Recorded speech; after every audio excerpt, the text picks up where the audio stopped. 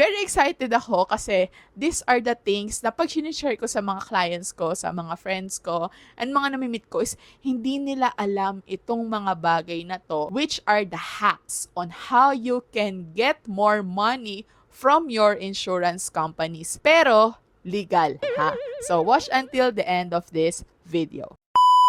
Hey guys! Welcome back to my YouTube channel. I am Gwen Salmarin, the Millennial Breadwinner, and I empower breadwinners to become generational wealth builders. And guys, nakita ko, 98% ng mga nanonood is hindi nakasubscribe. So, if you want to have more finance content and support this channel, please click the subscribe button below, and of course, don't forget to hit the like button. For today's video, I'm very excited to share about this. Pero disclaimer lang, I am affiliated with AIA Philippines or Film Life before as an insurance advisor. So, yung mga examples ko dito is something na affiliated or may connection with AIA. So, very excited ako kasi these are the things na pag sinishare ko sa mga clients ko, sa mga friends ko, and mga namimit ko is hindi nila alam itong mga bagay na to, which are the hacks on how you can get more money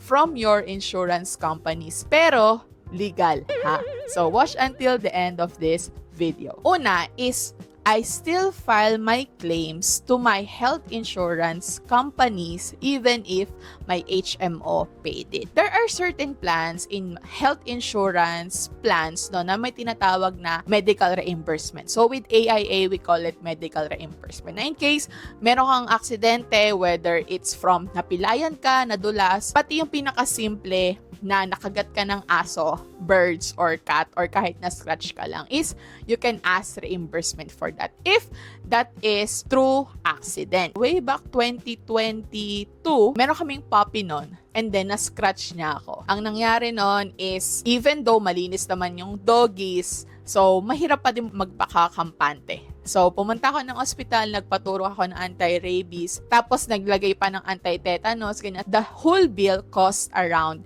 11,000 pesos. Pero, dahil nga meron akong HMO, so wala din akong binayaran. Before that, meron na akong plan, meron na akong health insurance plan na meron siyang medical reimbursement. Ginawa ko is, I tried filing yung nangyari sa akin na yun with the statement of account, ano yung nangyaring aksidente, narrating it, and then with valid IDs and hospital report. And then, after some time, nagulat ako, nakaklaim ako. Wala na nga akong binayaran for my HMO, which is around 11,000 pesos. Nakaklaim pa ako ng 10,000 pesos. Isa yon sa mga bagay na pwede nyo ring gawin or exercise, lalo na kung meron ding medical reimbursement rider, yung mga health insurance ninyo.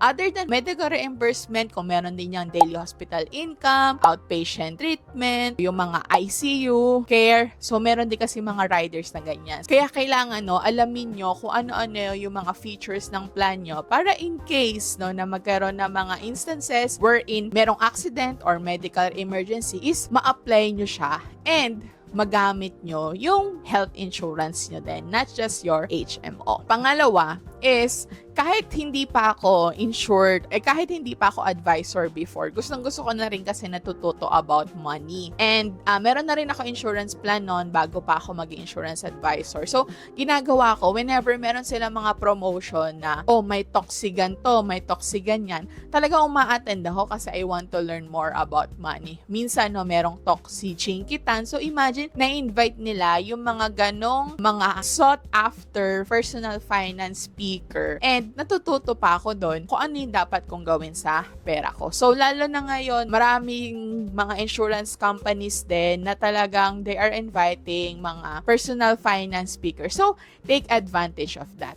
With my clients naman, what they also enjoy is meron kaming mga monthly na financial planning forum, and that is for free. If gusto mo ding maka-attend ng mga financial planning forum namin, so meron link dyan, you can register and I can share to you, and reserve your seat for our next run. So take advantage of that kasi mahal din yung mga speakers na yan. Last but not the least is with AIA kasi we have what we call AIA Vitality.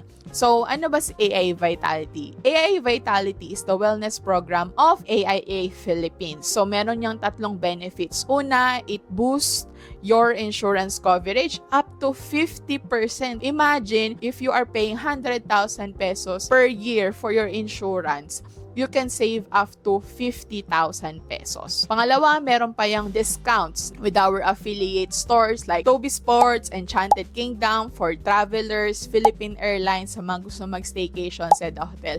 So, meron din yan. And then, pangatlo is you can get vouchers up to 800 pesos a month. Yun yung isa sa mga pinakamagagandang features ngayon na available na din for the AIA insurance plan. There's a link down below where you can see paano ba ginagamit yung AA Vitality app sa mga hindi pa familiar. Yun guys, those are the 3 things that I use and now you can use to legally get more money from your insurance companies. Kasi hindi lang naman to all about what if magkasakit ka, what if kunin ka ni Lord, pero what if kung healthy ka. These are the ways you can get more money and get the most out of your insurances. So, again, thank you so much for watching guys. So, kung meron din kayong mga insurance hacks nyo, so comment nyo din yan below, para din malaman din ng iba. So, again, thank you so much for watching. See you on the next one.